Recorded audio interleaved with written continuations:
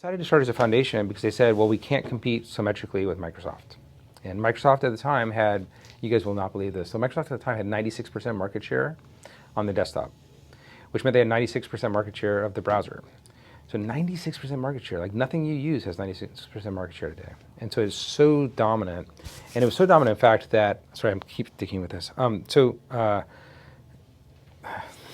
it was so dominant that Microsoft actually disbanded their Internet Explorer team. They thought that the internet was done, they won, and so they sent this team off to work on something called Silverlight, which is like their Flash competitor, which is going to be totally huge.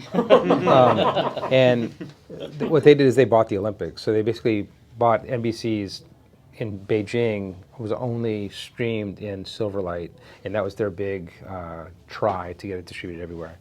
Anyway, so Flash and Silverlight's also interesting.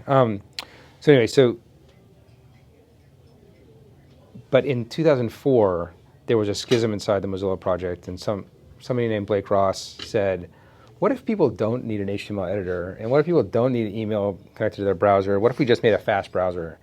And Brendan and Mitchell and everybody said, that's heresy. That's ridiculous. Everybody wants these things. And then they made a really fast thing, and they called it Phoenix, and then Firebird, and then Firefox. And that launched in 2004. And when it launched, some things happened. So they were lucky. So number one is a good browser, which is table stakes. But the thing that happened that was really lucky is that there was a major security vulnerability in IE that happened.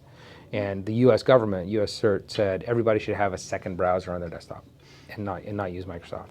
And so that coincided really closely to the launch of Firefox, and that drove a shitload of downloads. So most people came to Firefox because of the security advisory, and the adoption at the beginning was all super nerds. And so this is going to sound a little bit like crypto too. No offense. I say it with love. But but it was all people who, like when they went home for break, they would install Firefox on their parents' computer and their school's computer and the library's computer. And when they went to, or their school over the weekend, they would surgically install it on their computers at school. And so it was like people, the techies, and the people who techies did support for, all started using Firefox at the same time, and it just went through the roof. And then people stayed for two reasons, and this is going to sound ridiculous. They stayed for tabs, which is no big surprise, because the tabs browsers didn't really exist. They liked the Google built into the search bar, but that wasn't a big deal. But they stayed really for pop-up blocking. Because in 2005, if you'd go to work in the morning and you'd browse and you'd work on the web all day, and then by the end of the day, you'd get ready to go home, and you have probably literally 200 windows that had popped up with ads, and you have to just go start closing them all. And Firefox just made those go away.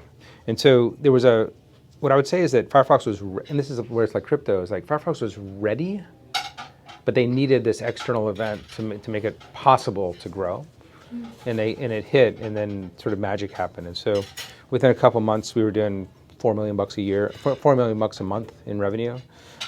10 times what. The other thing that happened is that Larry and Sergey, nerds, were using Firefox, and so when Firefox launched, Larry and Sergey came over and literally knocked on the door of Mozilla, and they had just launched that day, so everybody had gone out to dinner, so they weren't here. But anyway, Larry and Sergey came the next day, and they said we just want to be helpful, and so that's when they cut a commercial deal for the search box, and so the search box was already there because it was a user value. But Google said, well, if you're doing this, we can pay for that. That's economic value to us, so we can pay for it. But the user value came first, and the economic value came second, and then it went from there. So I don't know. That was Mozilla.